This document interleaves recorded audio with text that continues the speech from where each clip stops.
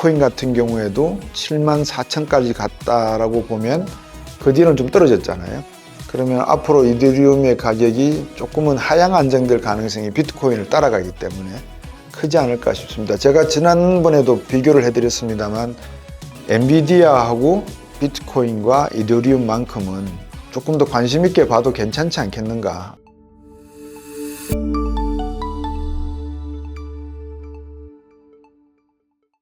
시가총액 2위죠. 이더리움이 드디어 5월 23일 날인가요? 승인이 됐어요.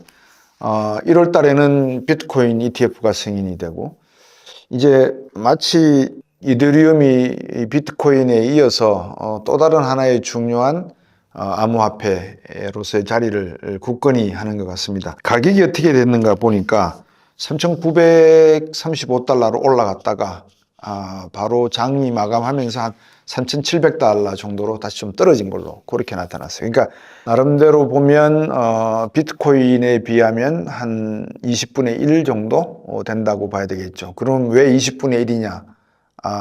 이렇게 생각하시면 어떨까 싶어요. 비트코인이라고 하는 건 하나의 큰 덩어리라고 하면 이더리움은 20개로 쪼개진 플랫폼으로 된 노드다, 이렇게 생각하시면 어떨까 싶어요.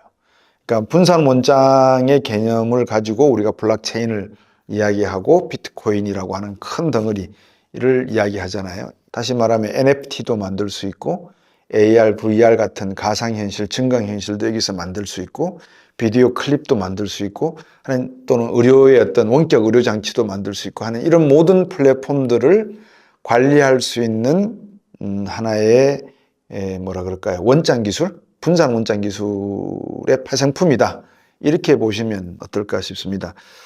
이더리움이 승인이 되면서 일부에서는 이 가격이 얼마 정도 될까지 예측을 하냐면요, 한 73,000달러 정도까지도 예상을 해요. 그러면 73,000달러까지 만약에 올라가면 이더리움이 그렇게까지 올라갈 수 있겠는가? 지금 비트코인이 73,000인데 그 가격 수준으로 올라가려면 AI 기술이라든지 디지털 기술이 엄청나게 많은 파생 상품들이 막 나와서 이제는 개인정보가 모든 플랫폼에서 분파돼서 갈 수밖에 없는 그런 상황이 만들어져야 가능하다고 저는 보여지거든요. 그런 예측을 하는 것까지는 좋습니다. 근데 아직까지는 그만큼 가기는 조금은 힘들다. 그런데 긍정적인 이슈는 하나가 있습니다. 이 이더리움을 거래하는 OKX 익스체인지라고 하는 거래소에서 얼마 정도 이 이더리움을 거래하면은 돈이 들어오겠냐라고 생각을 하니까 한 5억 달러 정도 들어올 걸로 예상을 했더라고요. 근데 이더리움 같은 경우에는 5억 달러 이제 정도 들어올 것이다, 이렇게 예상을 하고 있는 상황인데 8개 이더리움 ETF를 승인을 했습니다. 지난 23일 날. 그리고 7일 동안에 이 이더리움 가격이 상승한 걸 보니까 한 24% 정도 올랐습니다. 그러니까 ETF가 상장이 된다고 하면서 오른 액수가 24%니까 비트코인 같은 경우에도 74,000까지 갔다라고 보면 그 뒤는 좀 떨어졌잖아요. 그러면 앞으로 이더리움의 가격이 조금은 하향 안정될 가능성이 비트코인을 따라가기 때문에 크지 않을까 싶습니다. 제가 지난번에도 비교를 해드렸습니다만 비트코인을 금이라 그러면 이더리움은 은이라고 제가 표현을 드렸습니다. 오늘도 제가 점심 식사를 누구랑 하면서 모인사와 하면서 저는 개인적으로 글쎄 이런 말씀을 드리면 어떨지 모르겠습니다만 엔비디아하고 비트코인과 이더리움만큼은 조금 더 관심 있게 봐도 괜찮지 않겠는가. 정부의 국민연금이나 이런 기금이 관심을 가지라고는 감히 말씀을 못 드리겠습니다. 근데 기금이 들어가기도 합니다. 지금 미국 같은 경우에 401k도 그렇고 국가의 공무원 기금이나 이런 연기금 쪽에서 비트코인이라든지 이더리움의 ETF 시장에 들어가서 어떤 시장의 안정성을 구축하려고 노력을 하는 모습을 제가 들어서 알고 있는데 우리나라 국민연금 기금이 여기에 들어가서 과연 플레이를 할 수 있을까는 조금은 의문이 듭니다. 왜냐하면 우리나라 국민연금이 그만큼 고갈될 가능성이 큰데 자칫 잘못하다가 버블이 터져버리면 미국 같은 곳에서야 뭐 베가드 네이버 근린 정책을 써서 이웃 몇 나라 그냥 외환위기 나게 해버리면 자기들은 빚을 다 갚아버릴 수 있으니까 상관은 없습니다만 기축국가니까 우리는 그렇지 않지 않나라는 생각이 들어서 이더리움 ETF가 승인이 되었다고 해서 8개 정도 승인이 되었다고 해서 우리가 비트코인과 이더리움 시장을 무작정 국민연금 같은 공적 연금기관이 들어가기는 좀 힘들다. 그렇지만 개인으로서는 한번 쇼텀 트레이드나 중장기 트레이드를 위해서는 뭐 해볼만 할 수 있는 그런 ETF 시장이 아닌가 싶습니다. 여러분 잘 아시지만 ETF라고 하는 거는 Exchange Traded Fund니까요. 하나의 지수를 가지고 거래하는 거지 않습니까? 그만큼 ETF를 하려고 그러면 이더리움의 양을 가지고 있거나 아니면 이더리움의 양에 상응하는 현물 자산을 가지고 있어야지만 거래 허가가 나오니까 거기에 대한 내용을 우리가 조금 더 공부를 해야 될 필요가 있다는 생각이 듭니다. 뭐 우리가 상장을 하기 위해서는 상장에 필요한 서류가 있는데 제가 조사를 해보니까 이더리움에도 필요한 서류가 있더라고요. 이게 19B-4 양식이라고 하고요. SEC에 그러니까 스탁 익스체인지 커미션에다가 증권거래위원회죠. 제출을 해야 될 서류입니다. 이 서류가 무엇인지 한번 여러분들께서도 찾아보시고 어떤 내용이 포함되어 있는가 한번 보십시오. 여기다가 필수적인 다른 형식이 또 있는데 그게 S-1이라고 하는 양식이래요. S-1이라는 양식과 19B-4라는 양식을 만족시키면 이더리움 ETF가 승인이 된다. 이렇게 하니까 요 두 가지 양식이 어떤 것을 만족시키는가 여러분이 한번 찾아보시기 바랍니다. 저는 추측컨대 충분한 담보 물건이 있어야 된다는 것. 다시 말하면 이더리움을 가지고 있어야 된다는 것이 아마 중요한 내용이 아니겠는가 저는 그 생각이 들거든요.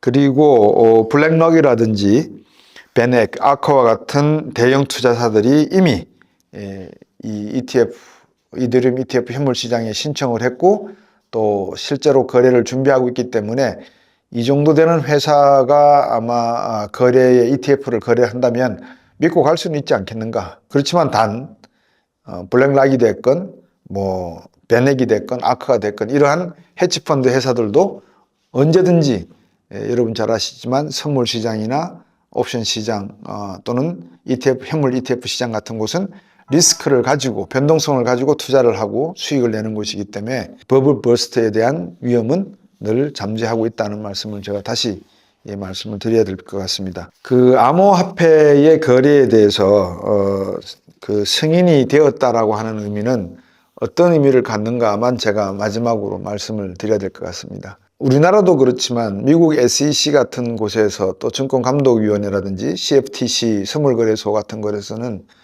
한 기업의 또는 그러니까 기업의 주식 또는 어떤 ETF나 MMF 같은 금융상품이 거래되기 위해서는 일정한 조건을 요구를 합니다. 예를 들면 우리나라에서 암호화폐 거래 시장에서의 조건은 미래의 일정한 친환경 산업으로의 투자를 지향한다 또는 준비한다라고 하는 내용을 충족시켜야 된다는 조건 같은 게 있답니다.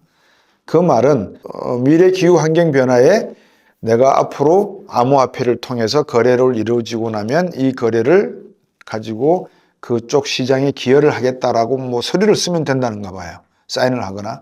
이 정도 가지고는 안 되겠죠. 이거는 얼마든지 허위가 될 수 있고 하니까요. 자세히 알고 제가 드리는 말씀인지 모르겠습니다만 제가 들은 이야기라서 여러분에게 말씀을 드리는 겁니다. 그런데 미국의 SEC라든지 CFTC 같은 경우에서 이런 승인을 받기 위해서는 앞에서 말씀드렸던 19B-4라든지 S-1 같은 이런 서류의 양식을 여러분께서 한번 찾아보셔서 무엇을 요구하는지를 한번 여러분께서 보시기를 바라겠습니다. 제가 힌트를 드렸습니다만 거래를 위해서 필요한 담보 물건, 앞에서 스테이블 코인에 있어서 담보 물건 말씀을 드렸지 않습니까? 그런 담보 물건에 대한 명확성, 투명성을 아마 요구하는 내용이지 않을까 저는 그렇게 생각이 듭니다. 그리고 참고로 여러분들에게 이더리움이지만 지금 미국 쪽에서 나름대로 괜찮다라고 하는 비트코인의 ETF, 현물 ETF 시장 7개 정도가 제가 뽑아봤어요. 그 7개의 비트코인의 ETF 시장을 여러분에게 말씀을 드릴 테니까 이들 비트코인의 ETF 시장 중에서 어느 것이 그나마 현물 비트코인 ETF 시장으로서의 가치가 있는 것인지 여러분께서 시장 조사를 해보시고 결정을 하시면 좋을 것 같습니다. 아직까지 이더리움 ETF 시장은 거래가 활성화되지 않았고 올 초에 승인이 된 이 비트코인 ETF 시장만큼은 여러분께서 조금 관심을 가질 수 있으실 것 같아서 제가 말씀을 드리려고 합니다. Grayscale Bitcoin Trust라고 하는 것 하고요. iShares Bitcoin Trust ETF, Invesco Galaxy Bitcoin ETF, Bitwise Bitcoin ETF, ProShares Bitcoin Strategy ETF, Volatility Shares 2X Bitcoin ETF, 그리고 Pre-Shares Short Bitcoin ETF, 요 7개입니다. 요 7개의 비트코인의 ETF 시장이 가장 활성화되어 있는 비트코인 현물 ETF 시장이라는 것을 말씀을 드리고, ETF 시장이니까 각각이 어떤 조합으로 만들어져 있는지, 그죠? 비트코인에 여러 가지 조합이 있지 않겠어요? 비중이 이루어져 있는지 아마 여러분들이 들여다보시면 자세한 내용을 아실 수 있을 것 같습니다. 이 수익의 포트폴리오를 구성하고 있는 비트코인의 형태, 포트폴리오의 형태도 매우 중요하니까 이 7가지의 내용들을 여러분들이 한번 들어가 보셔서 이더리움도 아마 이런 형태로 가져갈 가능성이 크지 않겠는가 이렇게 추측해 보시고요. 제가 방송에서 늘 말씀을 드립니다만 우리나라 주식시장과 미국의 주식시장을 놓고 미래 산업의 기술의 발전이나 선도적 역할을 할 수 있는 주식시장의 디지털 기술을 가진 거대 기업은 다 미국에 존재하고, 스타트업도 마찬가지다, 벤처기업도 마찬가지다, 그렇게 말씀을 드리고요. 미국은 기업이 커 나가는 과정이 어느 정도 성숙 단계에 이르면 M&A를 거쳐서 이루어지게 됩니다. 그러니까 인수합병이 되거나 또는 인수합병하는 기업의 주가가 더 커질 가능성이 있으니까, 여러분들께서 우주항공산업을 보시든지 아니면 이런 크립토커런시 시장에 있어서의 ETF 시장에서의 미래 발전 가능성을 어디다가 놓고 보실지를 직접 한번 스터디를 해보시면 도움이 되시지 않겠나 그렇게 생각이 듭니다.